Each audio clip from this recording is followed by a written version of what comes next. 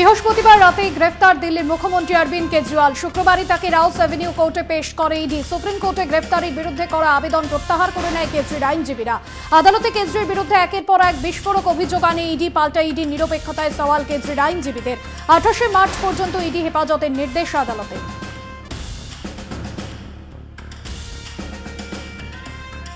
মুখ্যমন্ত্রী অরবিন্দ কেজরিওয়ালের সঙ্গে দুর্ব্যবহারের অভিযোগ। দিল্লির এক পুলিশ অফিসারের বিরুদ্ধে এমনই অভিযোগ তুললেন কেজরিওয়াল। দিল্লির রাউস অ্যাভিনিউ আদালতে দায়ের করা এক আবেদনে এই অভিযোগের কথা উল্লেখ করা হয়েছে। তার নিরাপত্তা বেষ্টনী থেকে ওই অফিসারকে সরানোর আবেদনও জানিয়েছেন। প্রসঙ্গত, দিল্লির প্রাক্তন উপমুখ্যমন্ত্রী মনীষ সিসোদিয়াকে আদালত প্রাঙ্গণে হেনস্থা করার অভিযোগ উঠেছিল ওই অফিসারের বিরুদ্ধে।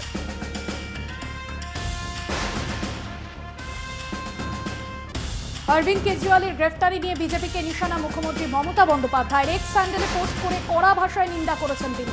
পোস্টে জানান, কেজরিওয়ালের গ্রেফতারি গণতন্ত্রের উপর চরম আঘাত। বিজেপি এজেন্সিকে ব্যবহার করছে, কেজরিওয়ালকে গ্রেফতার করেছে। রাজনৈতিক উদ্দেশ্য প্রণোদিতভাবে এজেন্সিকে ব্যবহার করা হয়েছে। কেজরিওয়ালের স্ত্রী সুনিতা কেজরিওয়ালের সঙ্গে কথাও হয়েছে বলে জানান মমতা। কেজরিওয়ালের পরিবারের পাশে রয়েছেন বলেও তিনি জানিয়েছেন।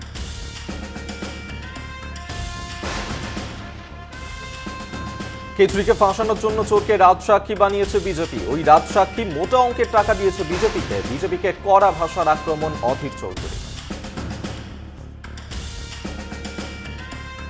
নিজেকে বাঁচানোর জন্য এক চোর, সে কি করবো? কোর্ট যদি দিয়েছে তারপর উচ্চ আদালতে যাবে। বদমাইশি করছে, ওর উপরে একটা অ্যাপ্রুভারকে তৈরি করেছে, রাজসাক্ষী তৈরি করেছে, যে রাজসাক্ষী বিজেপি পার্টির নির্বাচনী ফান্ডে 45 কোটি টাকা দিয়েছে নিজেকে বাঁচানোর জন্য।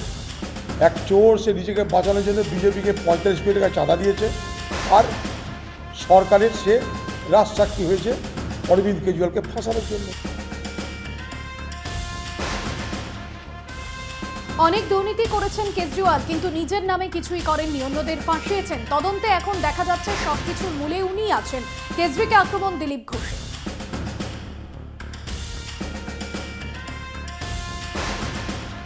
অ্যারেস্ট হওয়ার ছিলই, খালি এটা নয়, এরকম অনেক দুর্নীতি করেছেন কেজরিওয়াল, কিন্তু খুব চতুর লোক, তো নিজের নামে কিছু রাখেন, অন্যদের ফাঁসিয়েছেন। তদন্তে এখন বোঝা যাচ্ছে সব কিছুর মূলে উনিই আছেন। নিয়ে গেছে, জিজ্ঞাসাবাদ করলেই বেরোবে সব।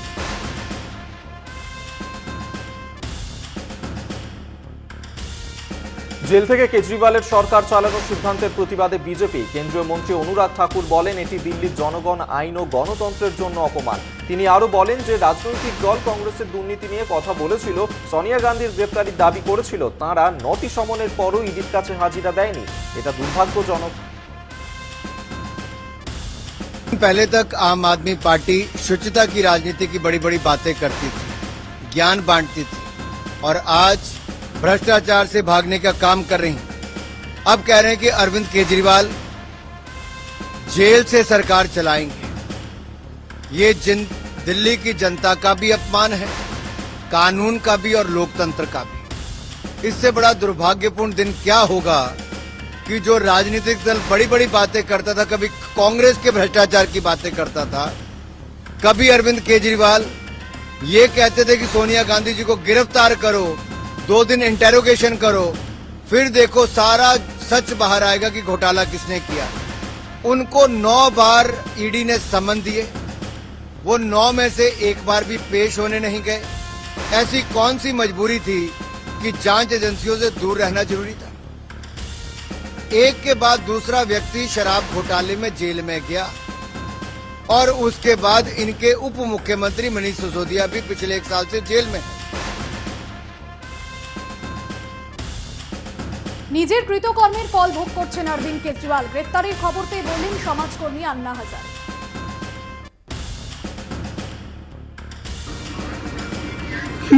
अरविंद केजरीवाल जैसा आदमी जो मेरे साथ काम करता था,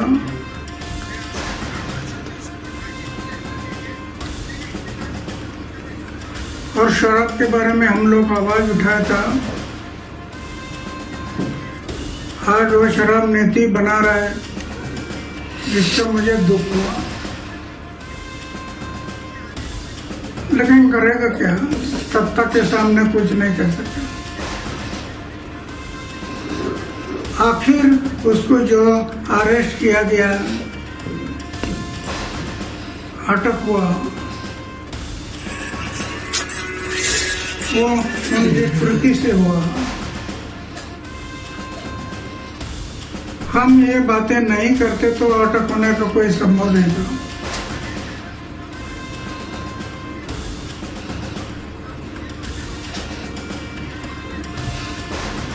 तो जो अटक हुआ है अभी कानून के तौर पर जो होगा वो होगा, वो सरकार देखेगी, वो सोचेगी।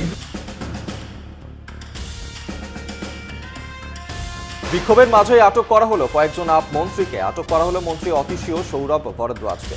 সঙ্গে বেশ কয়েকজনের আপ কর্মীদেরও আটক করা হয়েছে। মুখ্যমন্ত্রী অরবিন্দ কেজরিওয়ালের গ্রেফতারির প্রতিবাদে শুক্রবার সকাল থেকেই দিল্লিতে বিক্ষোভ দেখায় আপ কর্মী সমর্থকরা, যার নেতৃত্বে ছিলেন অতীশীয় সৌরভ ভরদ্বাজ। বিক্ষোভের মাঝেই মন্ত্রী অতীশীয় সৌরভকে টেনে বাসে তোলে পুলিশ। पूरी गुंडागर्दी है। अरविंद केजरीवाल जी के घर वालों को हाउस अरेस्ट किया हुआ है। अरविंद केजरीवाल जी की माताजी एक दिन पहले अस्पताल से आई हैं, बेटे को अरेस्ट कर लिया, घर वालों को किसी से मिलने नहीं दिया जा रहा, शांतिपूर्ण प्रोटेस्ट रोका जा रहा है। आईटीओ पे हम जा नहीं सकते।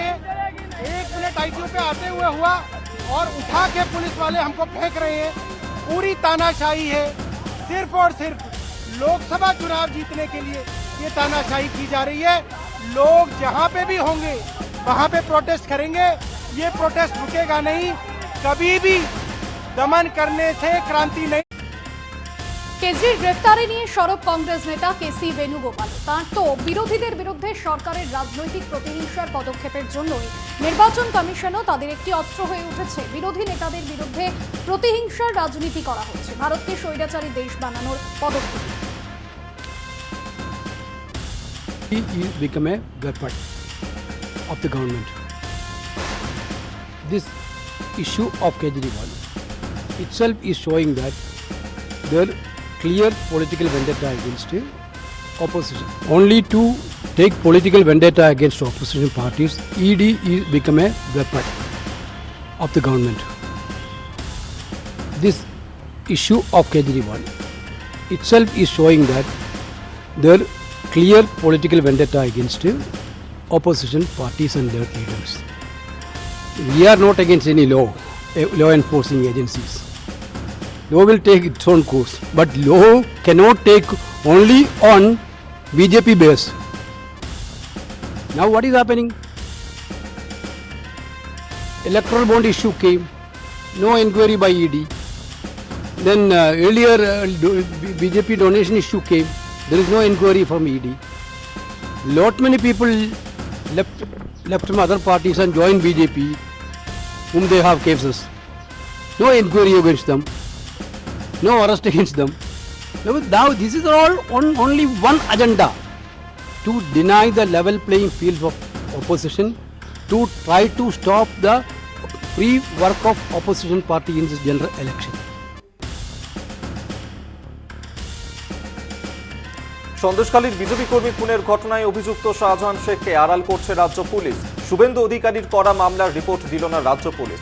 রাজ্য পুলিশ কেস ডায়েরি দেখালো বিচারপতিকে। রাজ্য পুলিশকে ভৎসনা কলকাতা হাইকোর্টের বিচারপতি জয় সেনগুপ্তের। প্রত্যক্ষদর্শীর সাক্ষাতে প্রথমেই শাহজাহান শেখের নাম থাকলেও চার্জশিটে কেন নাম বাদ দিল প্রশ্ন বিচারপতির। রাজ্য সিনিয়র অ্যাডভোকেট অমিত বন্দ্যোপাধ্যায়কে উপস্থিত থাকার নির্দেশ। পরবর্তী শুনানি 1 এপ্রিল। দিল্লির মুখ্যমন্ত্রীর গ্রেফতারি নিয়ে সরব কংগ্রেস নেতা প্রমোদ তিওয়ারি। তার মন্তব্য, ইন্ডিয়া জোটে যোগদানের পর একজন বর্তমান মুখ্যমন্ত্রী, তিনি কোথাও পালিয়ে যাননি, তাকে গ্রেফতার করা হয়েছে। साफ दिख रहा है, सबके समझ में आ रहा है, लेकिन ये दांव उल्टा पड़ेगा भाजपा। क्या एक सर्विंग चीफ मिनिस्टर को वो कहां भागा जा रहा था? आप पूछते उनके घर पे, वो तो कहीं रहे थे, पर गिरफ्तार करके फिर ये भय दिखा रहे आप कि जो इंडिया गठबंधन में शामिल होगा उसका यही फैसला, डर पैदा करना चाहते। और मेरा सवाल टाइमिंग पे है। एक तरफ कल ही सुप्रीम कोर्ट में स्टेट बैंक ऑफ इंडिया ने कहा है कि हमने चुनावी बॉन्ड के सारे डिटेल सौंप दिए।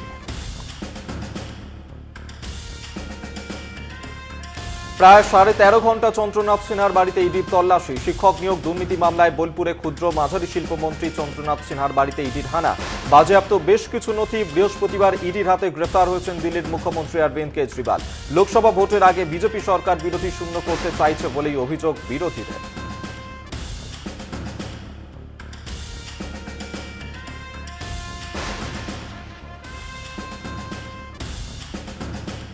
শিক্ষক নিয়োগ দুর্নীতি মামলায় কলকাতায় ফের অ্যাকশনে ইডি। 7 জায়গায় তল্লাশি অভিযান। চেটলায় ব্যবসায়ীর বাড়িতে এনফোর্সমেন্ট ডিরেক্টরেটের হানা। বেশ কয়েক ঘন্টা পর বেরিয়ে যায় ইডি। ধৃত প্রসন্ন রায়ের থেকে পাওয়া তথ্যের ভিত্তিতে অভিযান। লেকটাউন সহ মোট 6 জায়গায় শুক্রবার সকাল থেকেই শিক্ষক নিয়োগ দুর্নীতি মামলায় ইডির তল্লাশি অভিযান। লেকটাউনের বাসিন্দা এসকে ঝুনঝুনওয়ালার ফ্ল্যাটে সিআরপিএফ জওয়ানদের সঙ্গে নিয়ে পৌঁছে যায় ইডি আধিকারিকরা। শিক্ষক নিয়োগ দুর্নীতির সঙ্গে সংক্রান্ত বিষয় জানতে চায় ইডি আধিকারিকরা।